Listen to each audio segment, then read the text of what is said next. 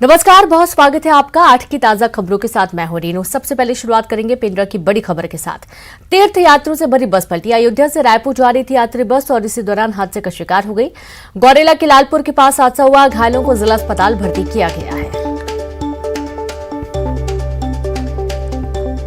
तो बड़ी खबर आपको दे रहे हैं पेंड्रा से, जहां तीर्थ यात्रियों से भरी बस पलटी। अयोध्या से रायपुर बस जा रही थी। गौरेला के लालपुर के पास हादसा हुआ। घायलों को जिला अस्पताल भर्ती किया गया है। बड़ी खबर है पेंड्रा से।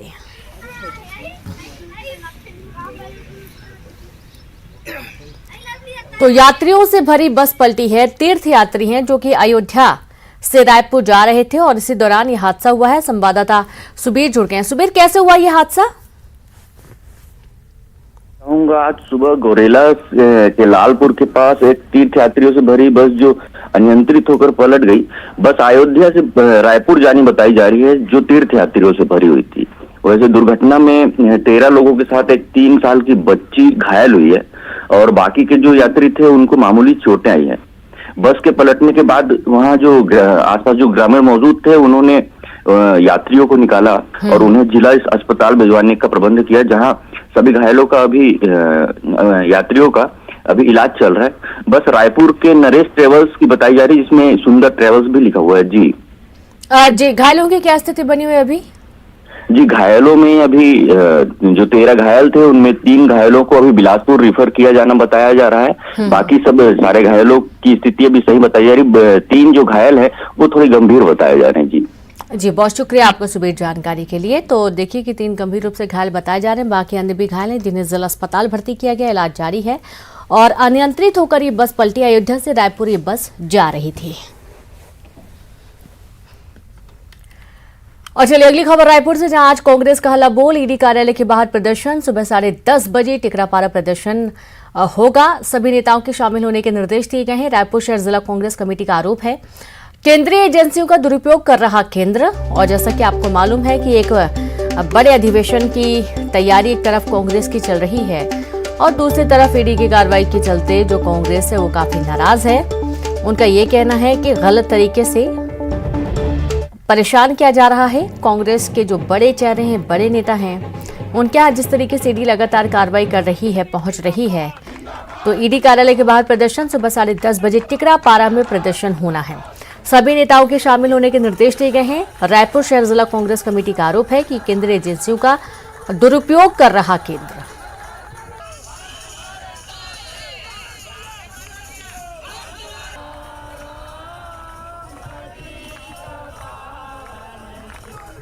तो आप ये देखिए कि कल भी देर रात काफी हंगामा हुआ। दुर्ग में काफी प्रदर्शन हुआ, विरोध किया गया।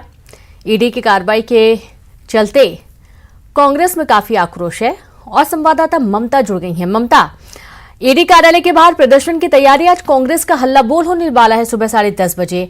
क्या कुछ कहना है कांग्रेस का?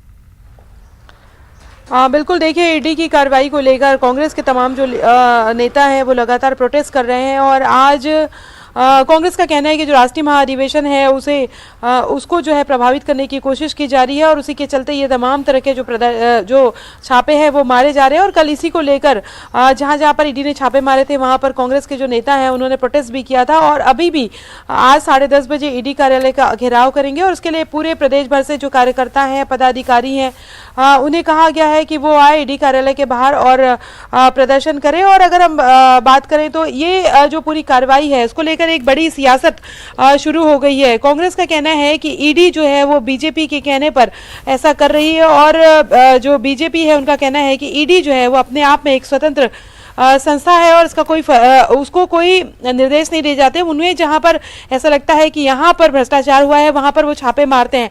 हालांकि ईडी की टाइमिंग और ऐसे देश भर में ऐसे राज्य जहां पर केवल कांग्रेस की सरकार या सरकार है या कांग्रेस गठबंधन सरकार है, वहां पर जो छापे पड़ रहे हैं उसको लेकर तो सवाल देश भर में उठ ही रहे हैं। और अगर हम बात करें छत्तीसगढ़ में तो चूंकि जो है 24 तारीख से राष्ट्रीय महाधिवेशन हो रहा है और इसके जस्ट पहले ऐसे लोग लोगों के घरों में छापे, जिनको जिम्मेदारियां हैं इस राष्ट्रीय महाधिवेशन को सफल बनाने की, तो जाहिर तौर पर कांग्रेस जो है वो इसको लेकर प्रोटेस्ट पर उतर रही है लगातार। जी बिल्कुल, आप लगातार जुड़े रहे ममता, शुक्रिया आपका जानकारी के लिए। तो इस तरीके से विरोध आज किया जाना है, 10:30 बजे विरोध प्रदर्शन कांग्रेस करेगी। अगली खबर है रायपुर से, जहां अंतिम चरण में कांग्रेस अधिवेशन की तैयारी, केसी वेणुगोपाल आ जाएंगे रायपुर। राष्ट्रीय अधिवेशन की तैयारियों का जायजा लेंगे। अंतिम चरण में कांग्रेस अधिवेशन की तैयारी, केसी वेणुगोपाल आ जाएंगे रायपुर, तैयारियों का लेंगे जायजा। तो राष्ट्रीय अधिवेशन की तैयारी कांग्रेस कर रही है और अंतिम चरण में कांग्रेस की तैयारियां देखी जा रही हैं। एक बार फिर से रुक करेंगे ममता का। ममता, केसी वेणुगोपाल रायपुर आने वाले हैं, राष्ट्रीय अधिवेशन की तैयारियां चल रही हैं रायपुर में और इसके चलते केसी वेणुगोपाल का दौरा है।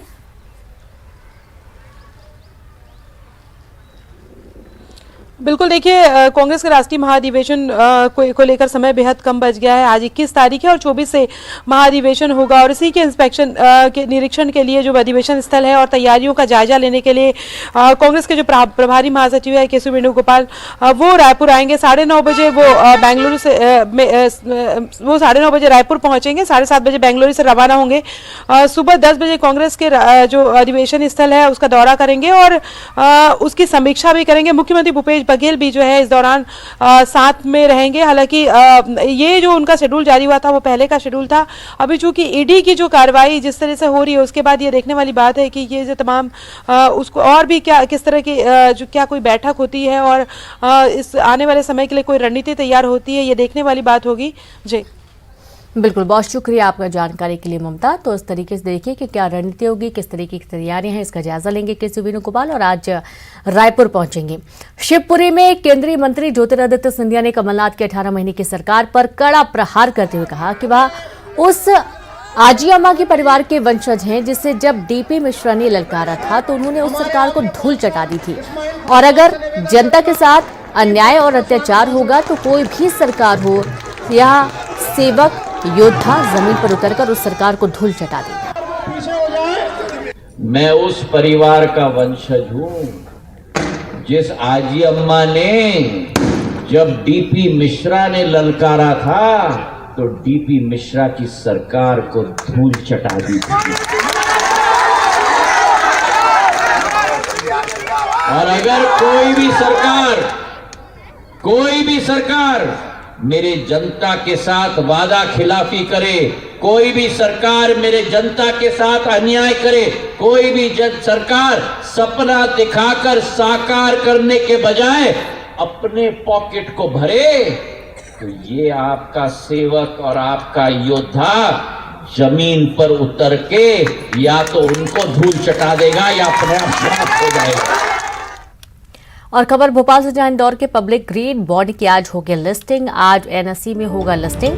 सीएम शिवराज की मौजूदगी में एनएसई में लिस्टिंग कार्यक्रम होगा। तो वहीं इंदौर नगर निगम ने बीते दिन सोलर प्लांट की फंडिंग के लिए ग्रीन बॉन्ड के जरिए जुटाए थे 720 करोड़। खरगोन के जलूद में स्थापित किए जा रहे 60 मेगावाट के सोलर पावर प्लांट की फंडिंग के लिए 244 करोड़ रुपए के ग्रीन बॉन्ड के पब्लिक इशू जारी किए गए थे। ग्रीन बॉन्ड के पब्लिक इशू बंद होने के समय कुल सब्सक्रिप्शन 720 करोड़ रुपए का रहा। सोलर प्लांट बनने के बाद इंदौर नगर निगम को प्रति माह 5 से 6 करोड़ रुपए की बचत होगी। ग्रीन बॉन्ड जारी करने वाला इंदौर देश का पहला नगरीय निकाय है।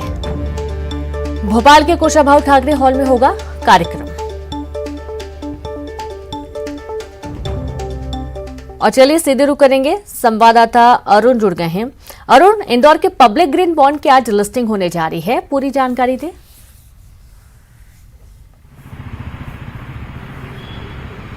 बिल्कुल, देखिए देश का सबसे स्वच्छ शहर इंदौर है और इसने ग्रीन एनर्जी की दिशा में एक अहम कदम बढ़ा दिया है। और जो ग्रीन बॉन्ड है उसकी आज नेशनल स्टॉक एक्सचेंज में लिस्टिंग होने जा रही है। जब ये बॉन्ड जारी हुआ था 10 फरवरी को, तब ऐसा टारगेट था कि 244 करोड़ रुपए इससे जुटाए जाएंगे, लेकिन इसका रिस्पांस इतना अच्छा मिला कि अब तक 700 करोड़ 750 करोड़ के करीब इससे जुट गए हैं। और अब इससे जो जलूद में सोलर प्लांट यहाँ पर बनाया जाएगा उसे 60 मेगावाट का ये होगा, जिससे 6 करोड़ रुपए महीने की नगर निगम को फायदा होगा, क्योंकि जो इंदौर के लोग हैं वो सबसे महंगा पानी पी रहे हैं। 1 लीटर पानी को शहर तक पहुंचाने में 27 रुपये खर्च हो रहे हैं। 27 रुपये लीटर का पानी इंदौर के लोग पी रहे हैं। लेकिन इस प्लांट के बन जाने से इसकी लागत कम हो जाएगी, क्योंकि बिजली का खर्चा, मेंटेनेंस सब मिलाकर 27 रुपये 1 लीटर पर खर्च नगर निगम कर रहा है। इसके बन जाने से काफ़ी खर्चा कम हो जाएगा और 6 करोड़ रुपए महीने के नगर निगम के बचेंगे। और जो इसमें जिन्होंने बॉन्ड खरीदे हैं उनको नगर निगम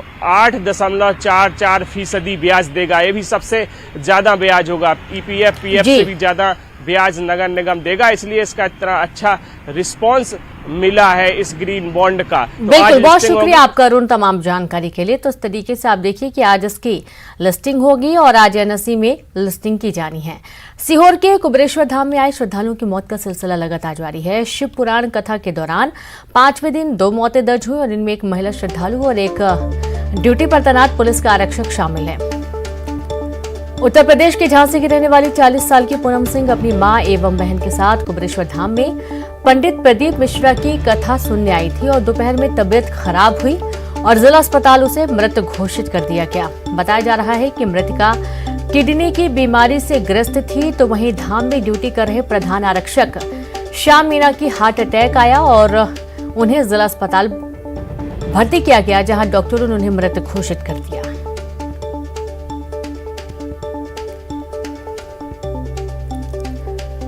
और संवाददाता प्रदीप जुड़ गए हैं। प्रदीप, कुबेरेश्वर धाम में 2 लोगों की और मौत हुई है।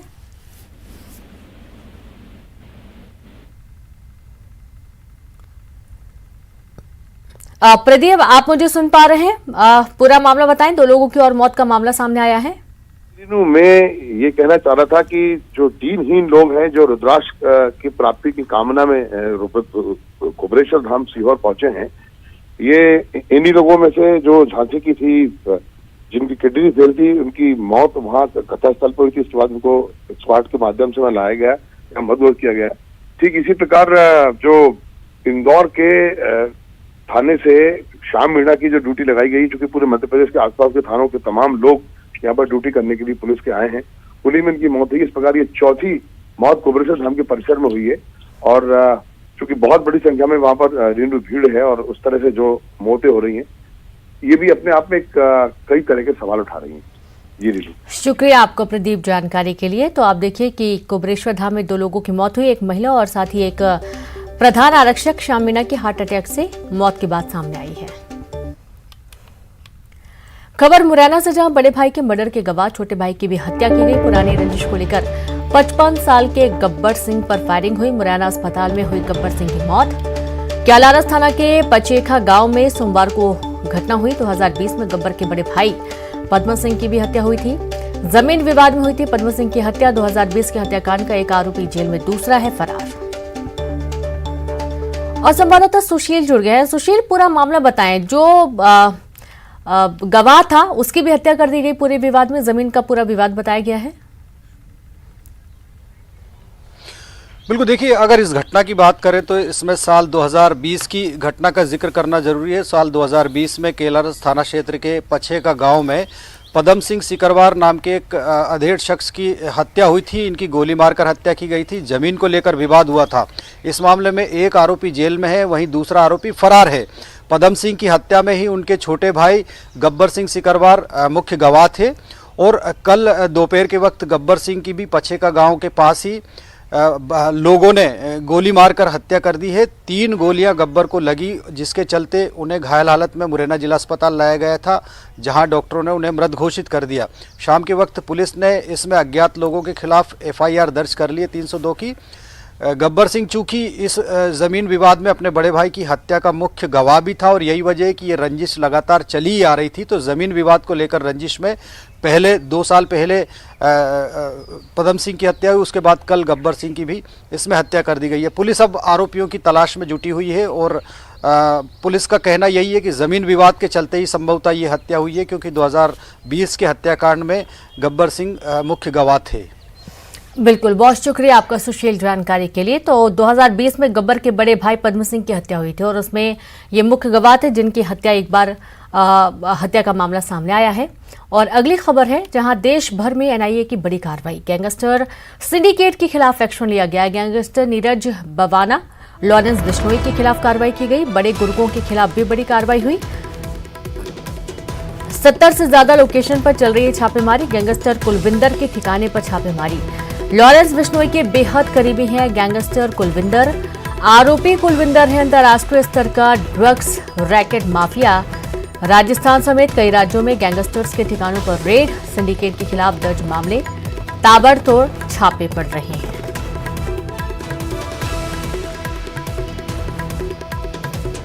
तो देश भर में एनआईए की बड़ी कार्रवाई, गैंगस्टर सिंडिकेट के खिलाफ एक्शन लिया गया। गैंगस्टर नीरज बवाना, लॉरेंस बिश्नोई के खिलाफ एक्शन और कई बड़े गुर्गों के खिलाफ भी बड़ी कार्रवाई की गई। 70 से ज्यादा लोकेशन पर छापेमारी चल रही है। गैंगस्टर कुलविंदर के ठिकानों पर भी छापेमारी।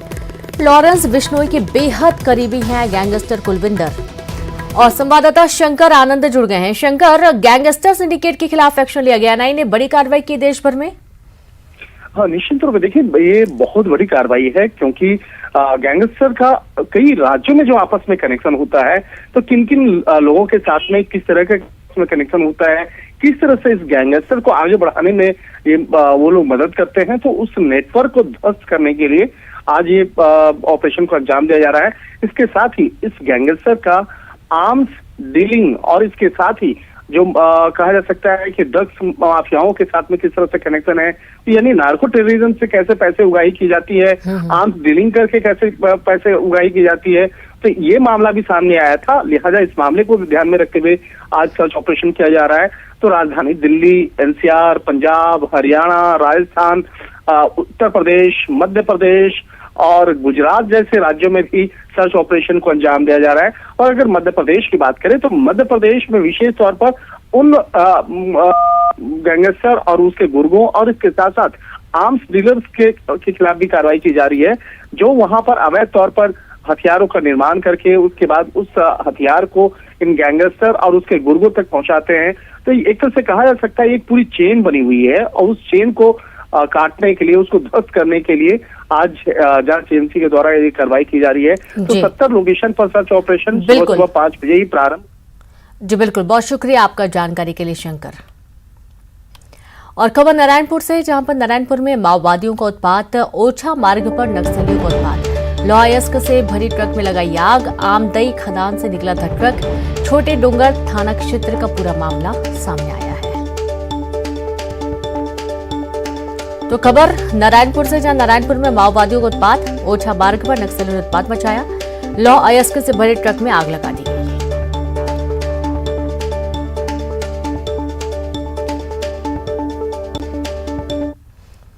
और खबर इंदौर से, जहां पर महिला प्रिंसिपल पर स्टूडेंट ने पेट्रोल फेंका। महिला प्रिंसिपल को जिंदा जलाने की कोशिश की गई। महिला प्रिंसिपल विमुक्ता शर्मा की हालत नाजुक बताई जा रही है। विमुक्ता शर्मा का अस्पताल में चल रहा इलाज, जहां बीएम कॉलेज ऑफ फार्मेसी में प्राचार्य हैं विमुक्ता शर्मा। छात्र और प्रिंसिपल के बीच हुई थी कहासुनी। पुलिस ने आरोपी छात्र को हिरासत में लिया। सिमरोल थाना क्षेत्र के बीएम कॉलेज की घटना सामने आई है।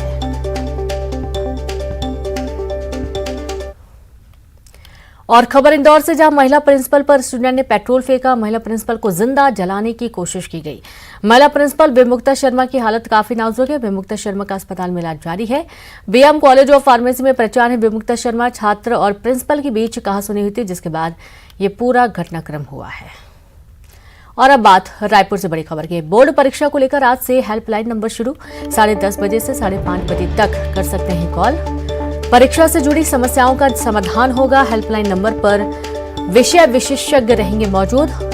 और नंबर भी जारी किया गया है 1800233436 इस नंबर पर कॉल कर सकते हैं छात्र।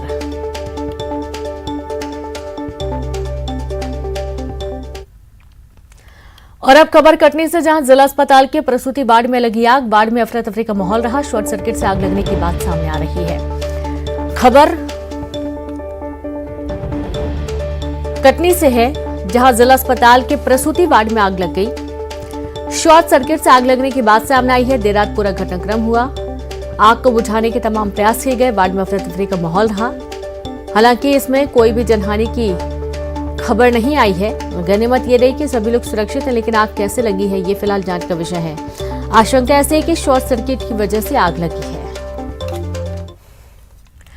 खंडवा का रहने वाला राजू पिंडारे 5 साल पहले घूमते घूमते पाकिस्तान चला गया था, जहां उसे पाक फौज ने गिरफ्तार कर कोट लखपत जेल में बंद कर दिया। सालों की कोशिशों के बाद आखिरकार 5 साल बाद राजू पिंडारे को पाकिस्तान के कोट लखपत जेल से आजादी मिली और वो दिल्ली पहुंचा। न्यूज 18 से खास बातचीत में राजू ने बताया कि उसे पाक फौज ने इतनी यातनाएं दी कि वो शारीरिक और मानसिक रूप से पूरी तरह टूट गया, लेकिन अब वो खुश है कि वो अपने वतन लौट गया और जल्द ही अपने माता पिता, भाई बहन और अपनी पत्नी से मिल पाएगा।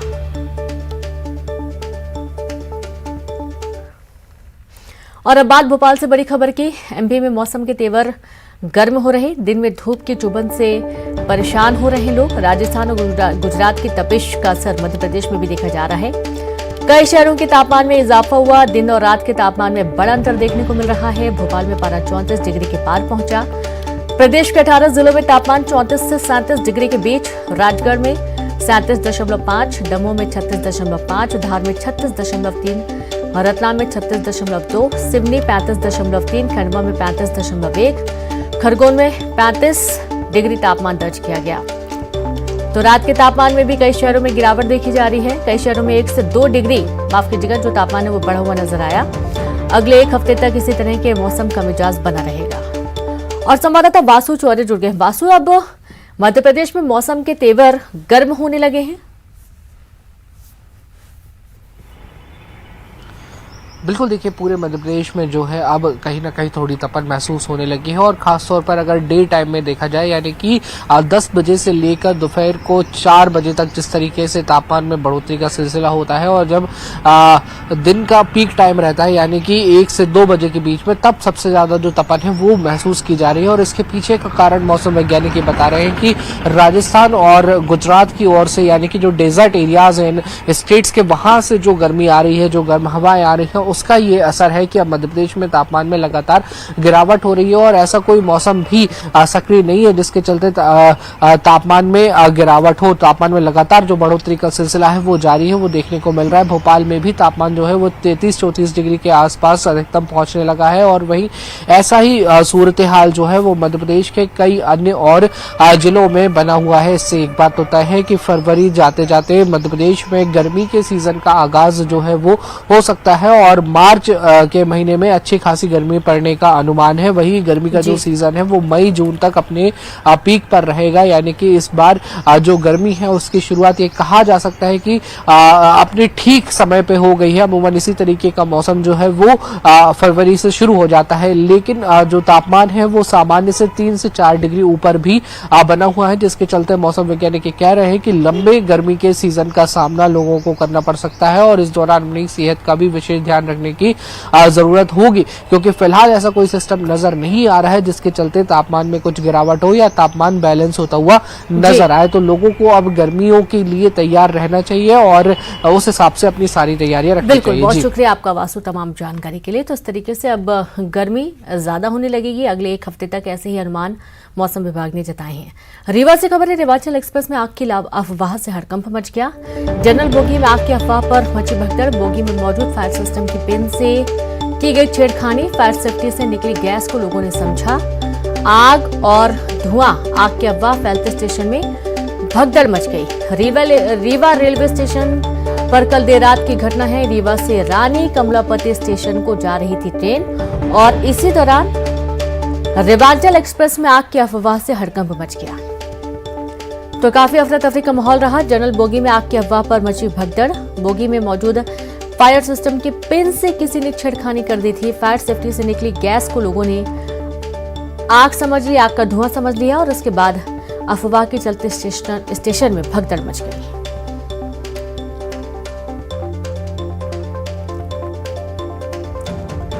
तो देखिए, न्यूज 18 आपको एक्सक्लूसिव तस्वीरें दिखा रहा है। देर रात का ये पूरा मामला है जहां पर आग लगने की बात सामने आई थी। और इसी के साथ इस बुलेटिन में इतना ही। नमस्कार।